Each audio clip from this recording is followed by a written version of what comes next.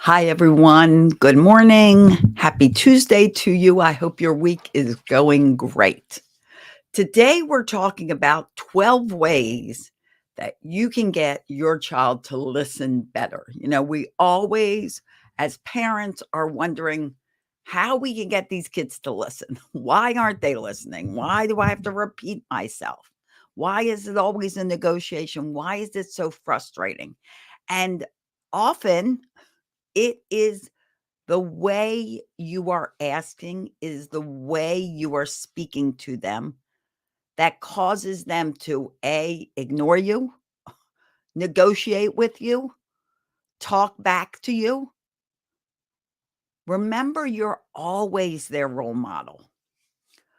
So, before we get started, let me tell you who I am. I am Celia Kibler, family empowerment coach, and I am the founder of pumpedupparenting.com.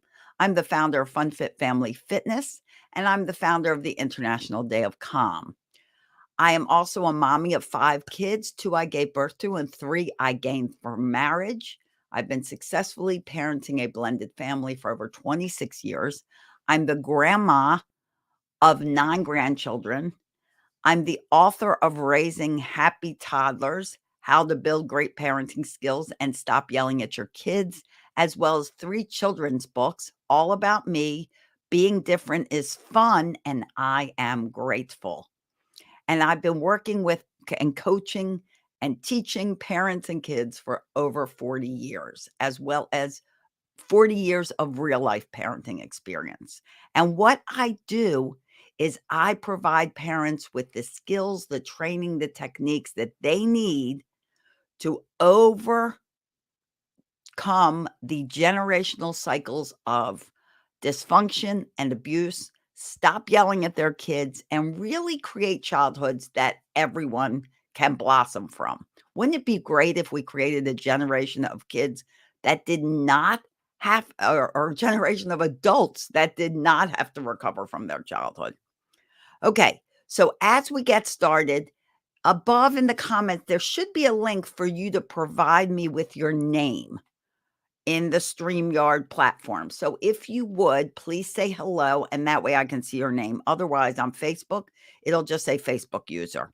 But I'm going to try to open up my Facebook so at least I can see some of the people that are participating. So we'll go there. Okay, let's get started. And replay viewers, also, please give me a hashtag after party. And if you have comments, try to tag me in the comments so I see them. All right. Okay. Let's talk about 12 ways you can start talking to your child so that they listen better to you.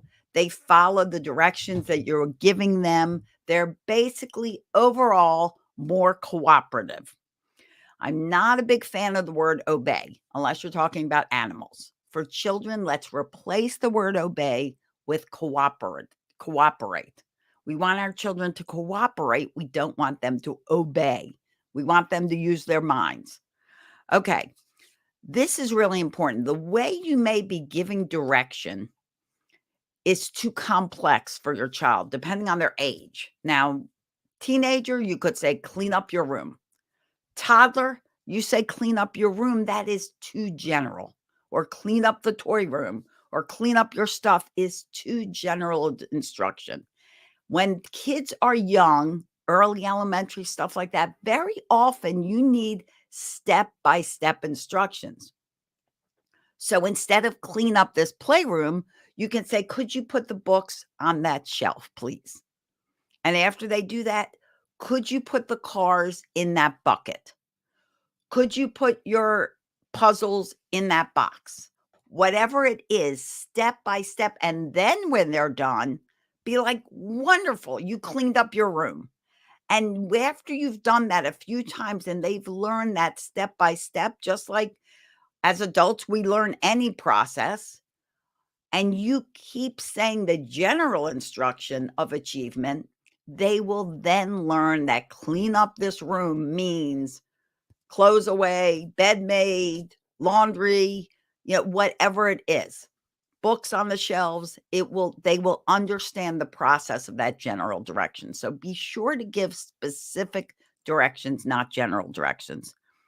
Number 2, if your child is shorter than you, and I say that because some children are not. My 13-year-old grandson is 6'2". So if your child's shorter than you, get down to their level and speak to them eye to eye. Connect with them. Don't tower over them. Whatever you're doing with your schedules and routines, and you absolutely need to have them, make sure you stay consistent with them. So whatever that routine is for the morning, for the evening, midday, whatever it is, you stay consistent and that routine is put into place every single time of day that routine is designed for. Make sure the directions you are giving your children, back to directions, are age appropriate. Don't expect a 2-year-old to clean something up like that of a 10-year-old. Don't expect a 10-year-old to clean something up like an adult. Understand their brain capacity, how they learn, and how it is appropriate to their age. Give them jobs and things that they can do that are age appropriate. All kids want to be big. They're happy to help, but don't give them something that's out of their skill level. Okay. Keep choices to 2. No more than 2 choices when you give a child choice. Choices are for non-negotiable. Sorry, cross that out. Choices are for negotiables, not non-negotiables, but only 2. Do not open up the drawer and say, "What do you want to wear?" If you want to be specific about what clothing they're wearing, you pick out 2 outfits and offer it to them. Okay. Talk positively to your kids. Try not to talk negative. And by that, I mean, instead of saying something like, "Stop running in the house," you can say, "Thank you for walking around the house. Thank you for walking in the living room. Thank you for eating so nicely," instead of, "Don't eat so sloppy. Don't spill your milk," because kids hear partial statements. And if you say, "Don't spill your milk," they're going to spill their milk. If you say, "Thank you for being careful with your cup," they're going to be careful with their cup. Okay. What do we got next? Oh, play with your child. Be fun, be creative. Put on some music and play, have a freeze dance. Be with your child. That doesn't mean your child plays, you sit on the couch, you're on your phone. Actually play with them, exchange information, teach them one-on-one. Spend 10 to 15 minutes intermittently throughout the day with your child actively, okay? If you are always on the phone, guess what? When your child grows up and he has a tablet or has something like that, they will always be on that. So spend that time playing with them. There is so much learned from play. Play is the best way for young children to learn, honestly.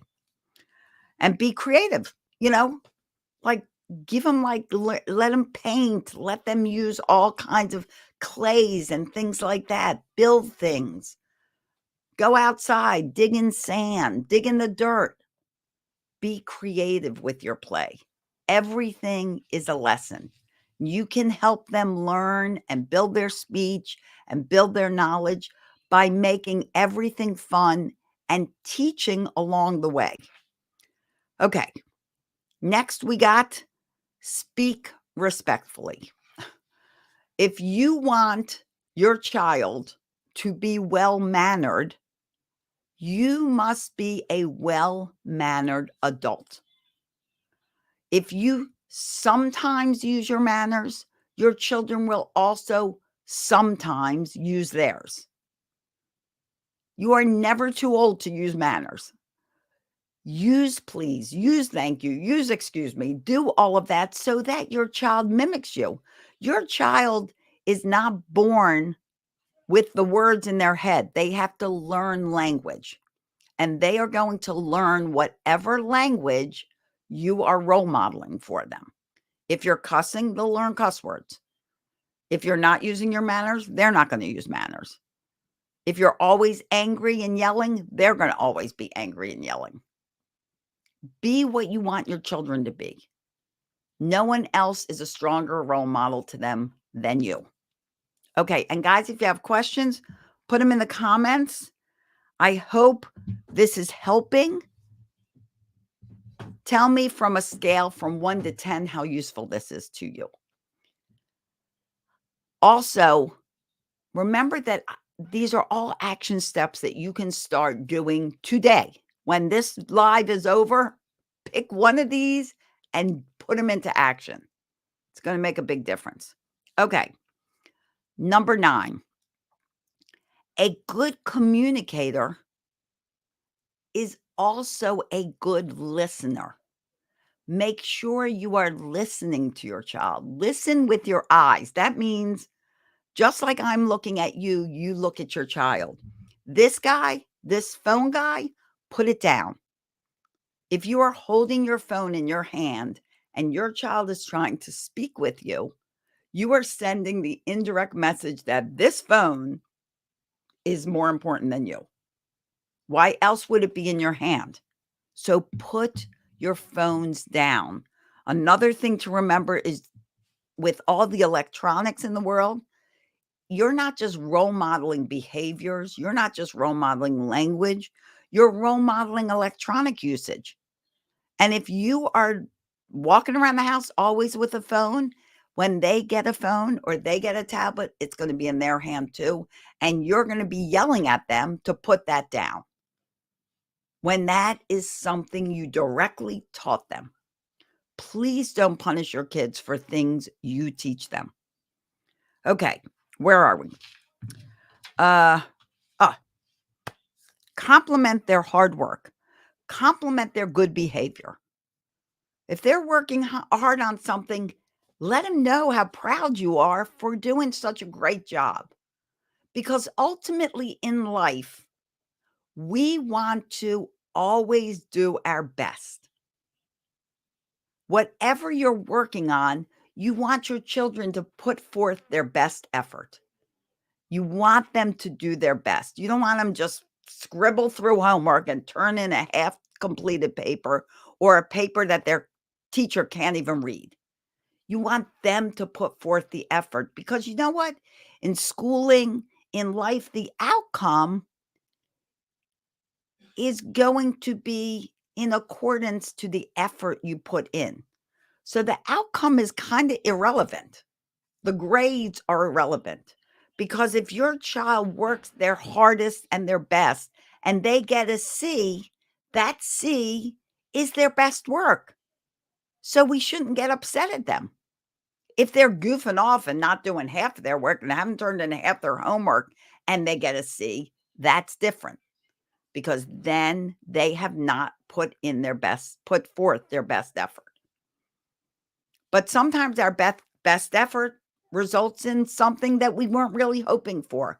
And that's when you teach your kids to replan, recreate. What did we do to reach this outcome? And what can we do to reach a different outcome? Teach your kids to do their best and put their best work forward, and always watch them. See them doing their hard work and let them know you noticed how hard they worked on something. It may be a chore around the house. It may be playing with their sibling. It may be doing schoolwork. Notice all that good behavior. Notice that hard work and let them know you noticed. Okay. And the two last things are important for all of us. And that is healthy eating. Remember, what goes in comes out. If you have questions about food, I am a certified nutritionist. Let me know. Send me a message. Put in the comments. Healthy eating creates healthy bodies and healthy minds and healthy attitudes. Too much sugar creates a chaotic mind and chaotic attitudes. So get rid of the white sugar. Get rid of the white flour. Take those two things out of their diet. Whole grains. If they need something sweetened, honey, maple syrup, quality sugars, quality sweeteners, I should say. But overall, the food should be healthy: veggies, fruits, meats, chicken, poultry, whole foods, smoothies that combine veggies and fruits. If your child is a little pickier on the veggie side or even the fruit side. Good food in, good attitude out. And the last thing, sleep. Good sleep always leads to a better attitude for all of us. I mean, good food and good sleep pertains to grown-ups as much as it pertains to kids. Great ways to sleep better, and I'm a sleep coach too, guys. If you need help with sleep, reach out to me, please. Consistent bedtimes and wake-up times for all of you. I know on the weekends, we wanna let them stay up till 2 in the morning. Don't do it. Like, vary by an hour at the most on the weekends, but they should go to bed the same time every night, have a solid bedtime routine leading up to that bedtime, and wake-up time is consistent as well. They will always sleep better, and so will you. A good night's sleep means a good attitude in the morning. So those 12 tips will really turn around the way your child is listening and cooperating. Pick one to start on. You don't have to do them all. You don't have to be like, "Oh my gosh, I got a lot to do tomorrow. I got to change my whole world." No, no, no, no. Baby steps. Pick one that really resonated with you and start there. But please stay consistent with it. Don't go up, that didn't work. The next day, you gave it one day. Stay consistent and it will work. Giving up, nothing works when you give up. Give it a chance. Give your child a chance to get used to it, and you will see success on the other side. Okay, guys, if you have any questions, let me know. The end of the month, I have a new peaceful parenting challenge for you to stop yelling at your kids. It's going to be a week long. It's going to be free. There are VIP tickets available, which will add even more Q&A with me, low cost. If you want VIP, put hashtag VIP in the comments. If you want to just join the challenge, put hashtag challenge. Make an effort to really create the calm, cooperative, happy, fun home that you and your children deserve. You really can create family harmony. All right. Thank you so much for joining me. Remember, if you want to join the challenge at the end of the month, hashtag challenge. If you want the VIP ticket, which is going to add on all these Q&A sessions so you can really get clear on what you need, put hashtag VIP, even if you just want the information. In the meantime, as always, I wish you peace, love, tons of laughter. Don't forget to laugh. Stuff is funny, and it's a great stress reducer. And I'll see you here next time. Pumped Up Parenting and Around the Web. Bye-bye, everyone.